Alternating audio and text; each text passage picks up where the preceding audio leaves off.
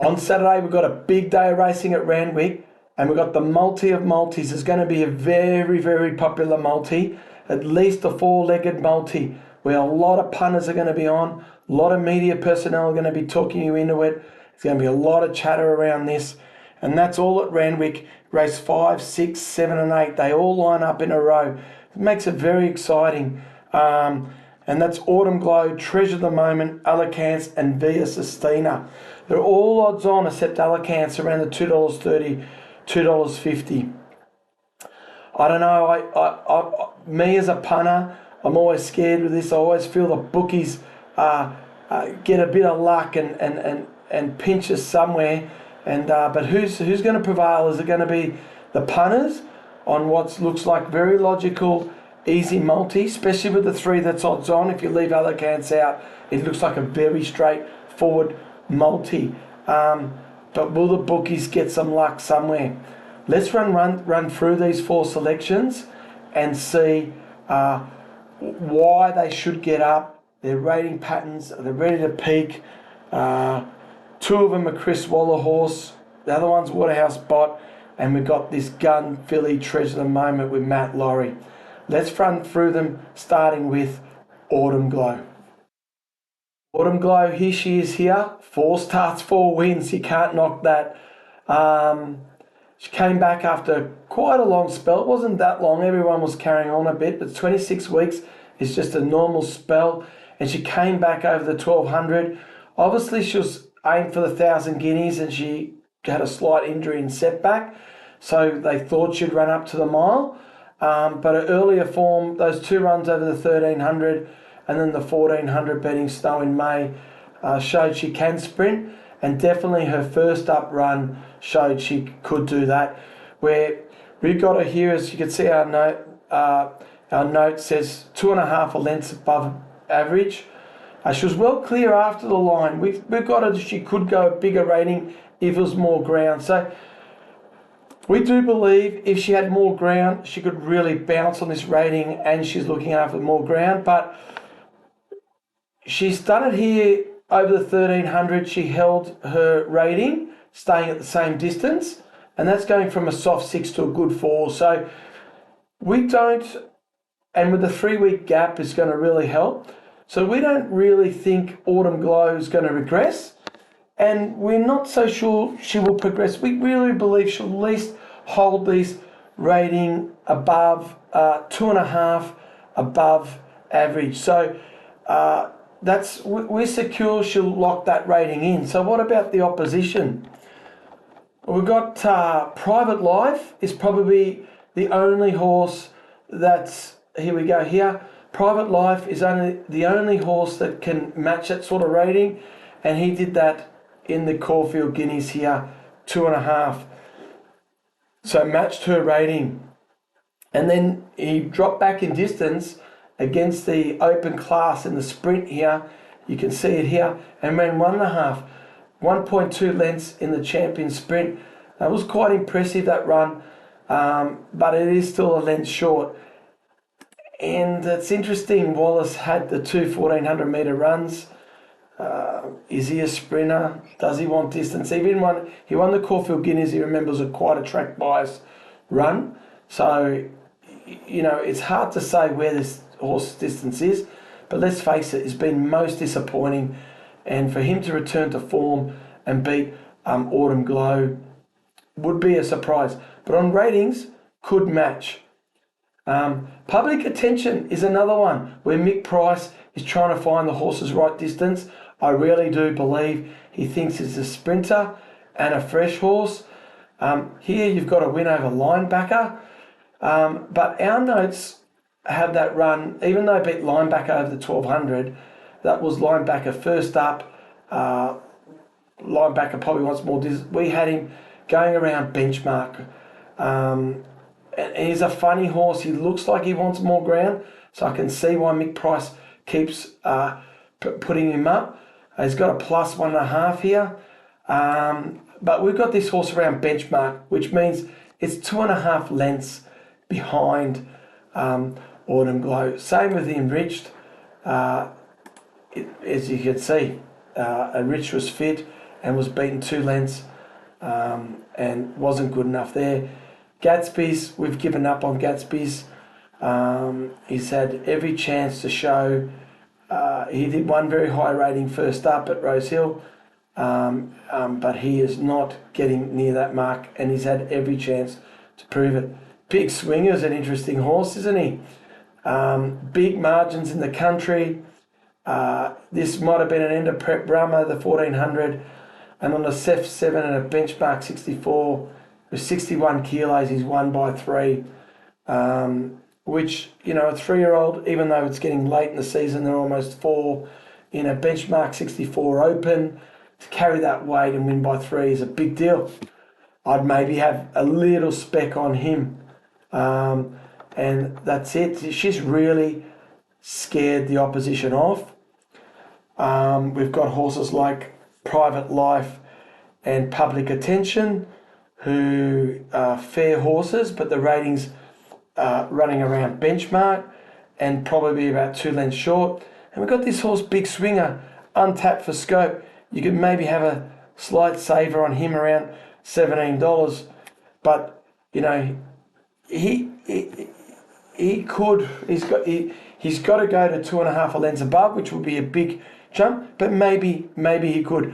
We think Autumn Glow is close to a good thing at a good thing's price at $1.50. It's quite short, and we find in a multi she should do the honours. Let's go to Treasure the Moment. Here we go. This horse here went plus 3.5 2 starts ago at Flemington. That's a huge rating. To think she's scared off Aliana says a lot. She went benchmark, then plus 3.5, and then this run at Rose Hill. We got an earlier post. Should you take around the $1.70? And we first time Sydney, first time on a rain affected track. There's a lot of good horses like Benadryl, Delucci Boulevard.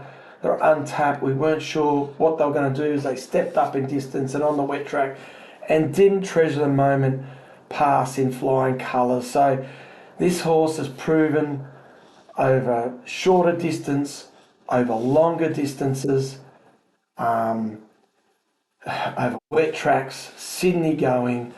And here we go. We've got a horse here with 10 starts, 8 wins and 2 seconds.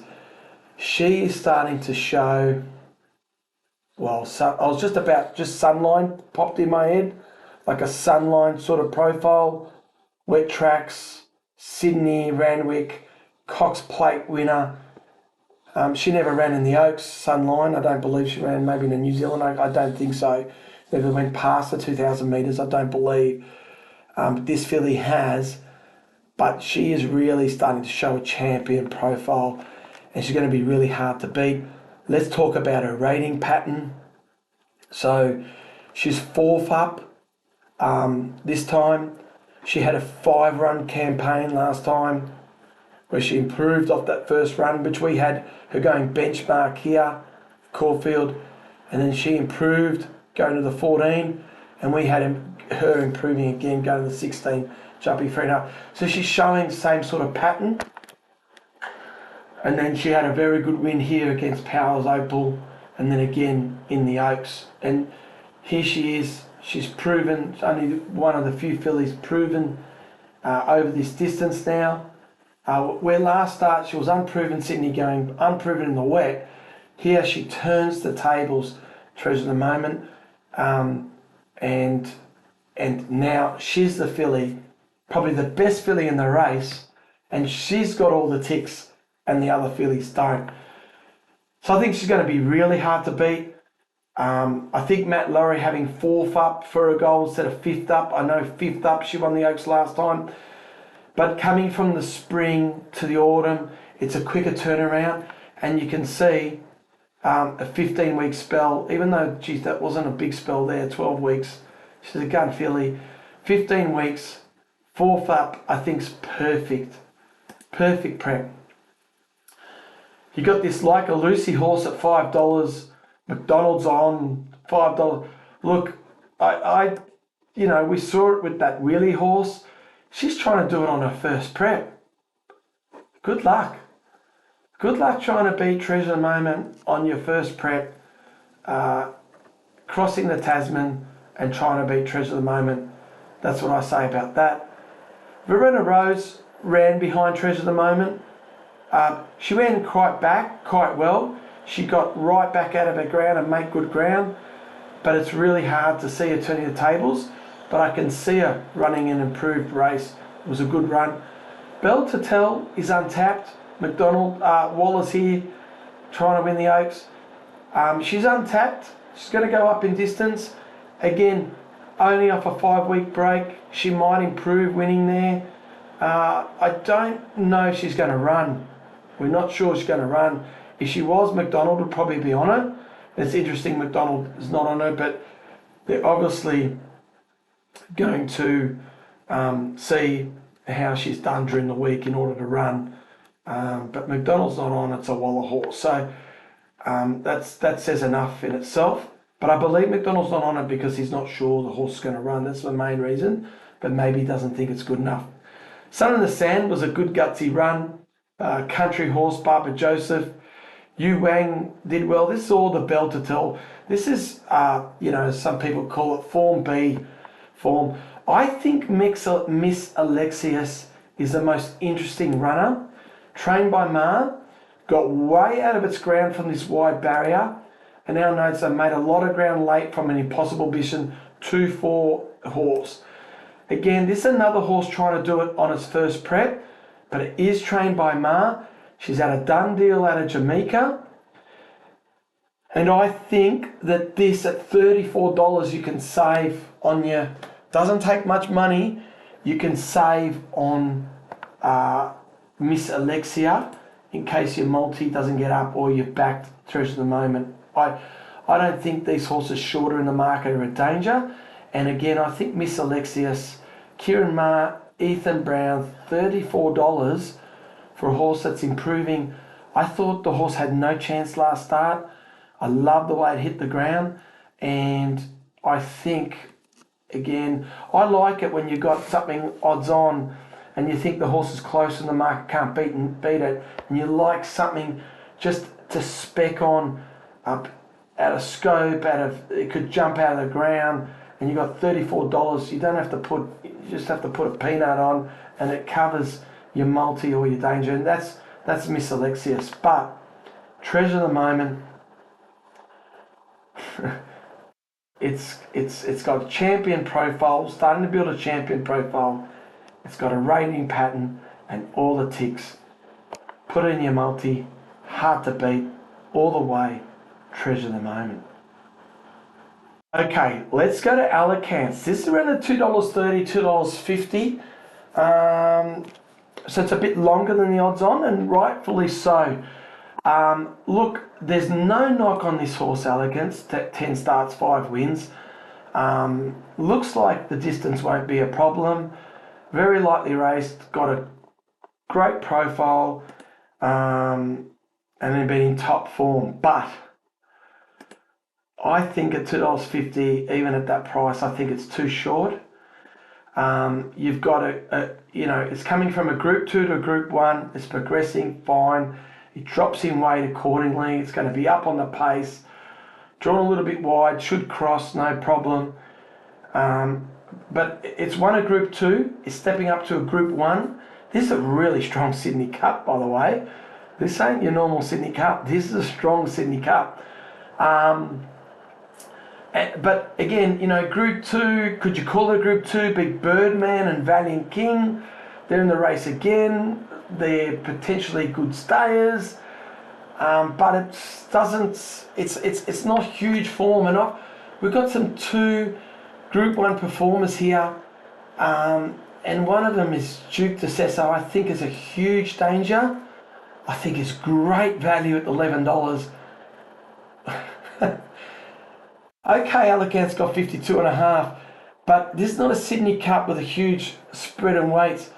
We've got Duke de Sesso with 56.5 top weight. Caulfield Cup winner. Caulfield Cup winner, carrying 56.5 in a Sydney Cup. It's going to be up on the pace, probably following Elegance, tracking Elegance. Like I just got to put more on as I'm talking to you guys.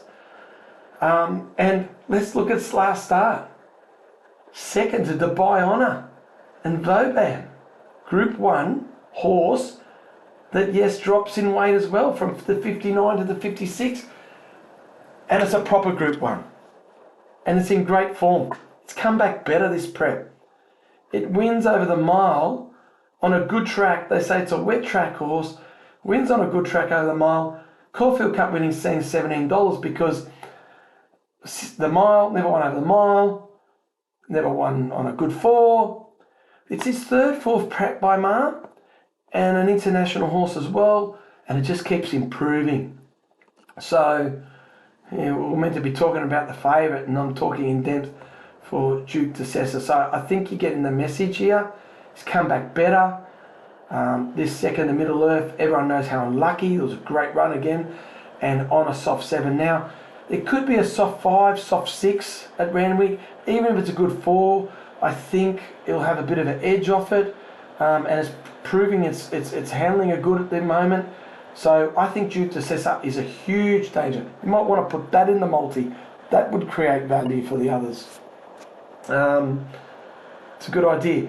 And I think Zardozi, there's a lot of knock on this horse here. I think she's ready. Look at our notes here. +5 benchmark, +5. And you can see here when it went up to St. Ledger, went to a +3.7. This is a very high rating. Alicante is doing around benchmark at the moment. So it's 3 lengths more. Zardozi did this 4th up last time, and now it's 5th up. But I would say it didn't step up in the distance. So we believe Zardozi's waiting to step up in distance, and she could then, she's got a great foundation of 3 runs around benchmark, and this is a great foundation to go to a +2, a +3. She had a great run in the Melbourne Cup. She was only beaten in the Melbourne Cup by 1.3 lengths. And she had a great run, but still, she wasn't beaten far. And we think she's got a really good prep for this, and she's only on 53. Inside barrier, McAvoy doesn't really turn me on, but it's a huge danger. So, all in all, Alicante, we think is going to put in your multi. We think it's a huge risk to... We think there's a few dangers. I think you should play 2 multis. Put Duke de Sessa in. And boy, I don't know what that's going to pay. Put 11. It's going to take your multi to $23. I'm going to go pause this video and put it on now. It's going to pay well. So I don't, no knock on Alicante, but I think we've got some 2 legitimate Group 1 performers that our ratings are saying that they're going to peak here. So Alicante, huge risk at that price, even though she's one of our top picks.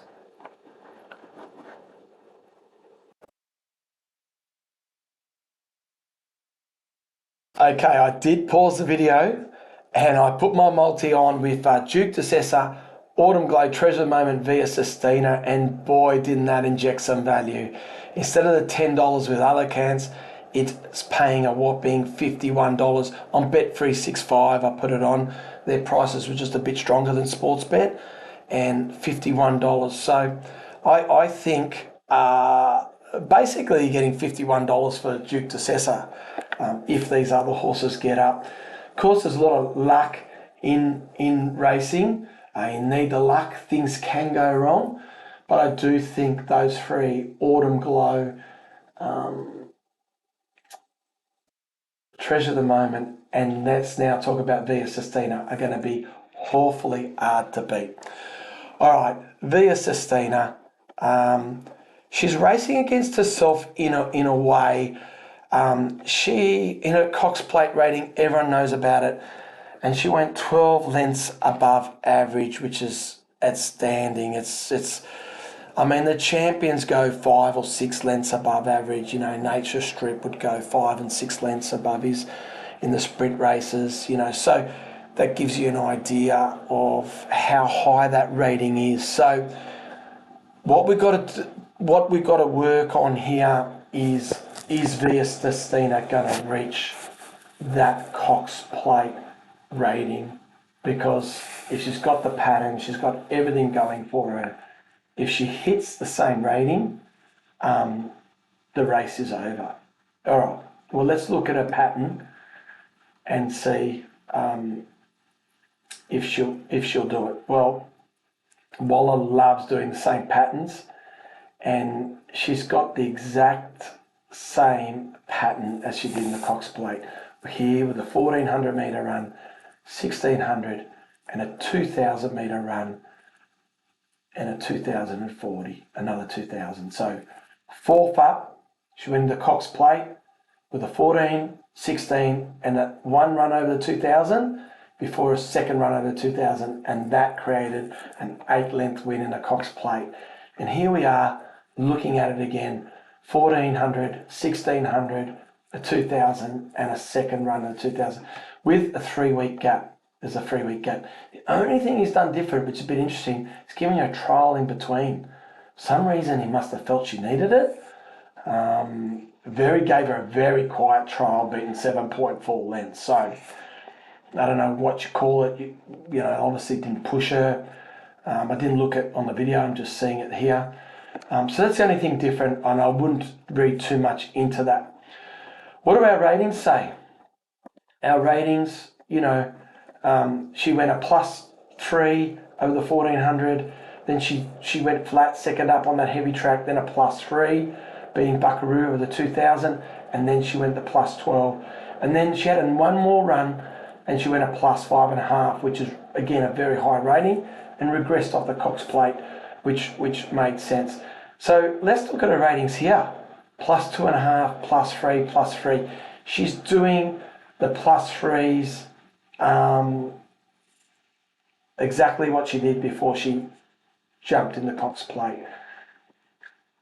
So everything's the sign that she's going to go a +12, which is really hard to believe. Really hard to believe we're going to see another +12, and if we do, it's going to be amazing. I think the only thing that's going to stop her from doing a +12 is the track. If we get a nice, firm, good fall, there's a little bit of rain forecast percentage chance on the Saturday. If we get that, and in the wet, you know, if we see a soft 5 or better, we're looking good to see a high rating. And the firmer the track, the more chance she's going to do a huge rating. She doesn't have to do a +12 to win this. All the rest of the runners around +3s. And, you know, so a +5.5 would have her winning about by 2.5 lengths.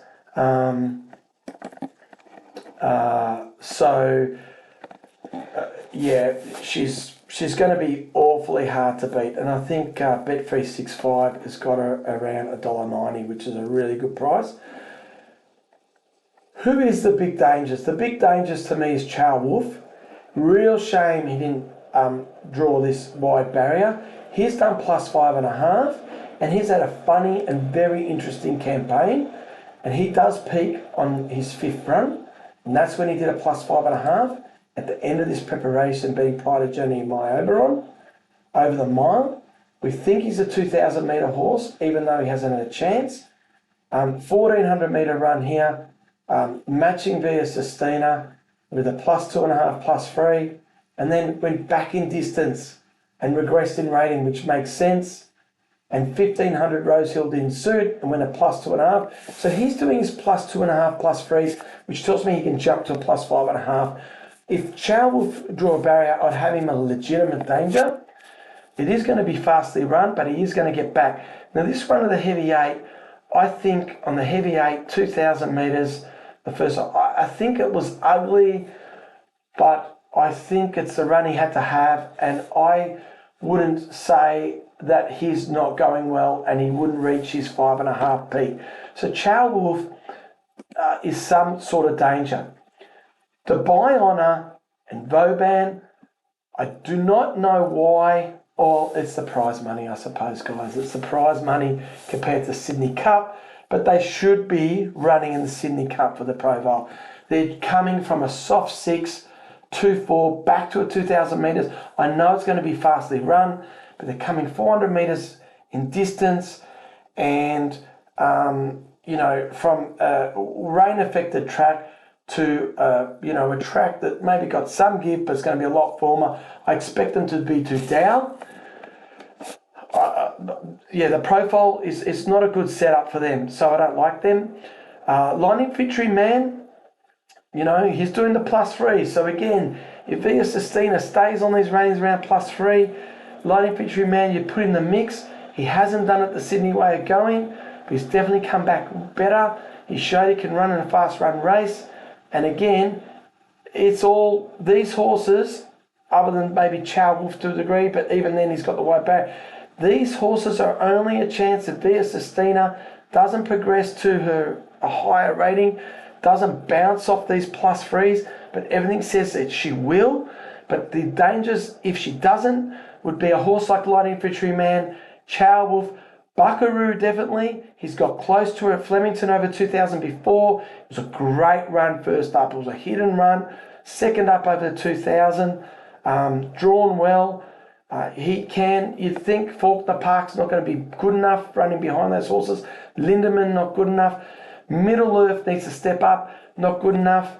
Deny Knowledge is going to run along, going to do a +2, +3 as well. But I would probably say Light Infantry Man, Tom Kitten. We missed Tom Kitten going really well. As a 3-year-old, his highest rating was Randwick 2,000 metres. He's doing really well this prep.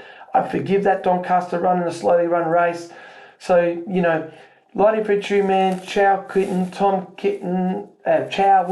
Kitten, tongue twister here, Buckaroo, and Deny Knowledge to a lesser degree. But they're only dangers if Via Sistina doesn't do what we think she's going to do. So,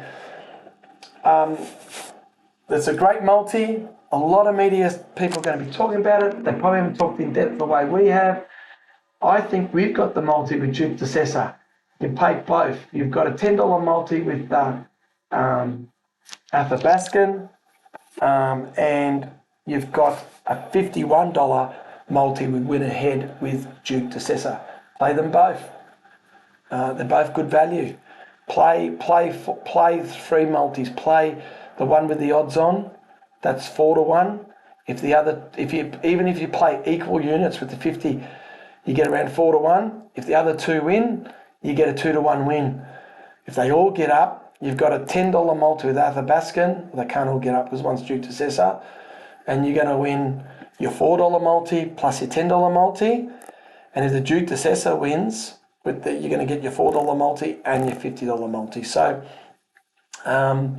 it's a really interesting day. I don't play multis, but this is one day that it's the best day of racing. Is going to be exciting, and I think this multi is a very genuine multi. Let's not hope the bookmaker gods on Saturday, and we've got the punting gods with us to even make it a great day on Saturday of punting. Hey, good luck, and see you guys next week. Or if you want to become a Win Ahead member, we give away betting vouchers. We've got a sweepstake tonight at 7 o'clock for the Sydney Cup. Some members are going to win $300 if they get the winner. And we've got lots of prizes and giveaways, and you get our premium tip. So if you want to join, I'll see you again tonight. Thanks, guys. Bye.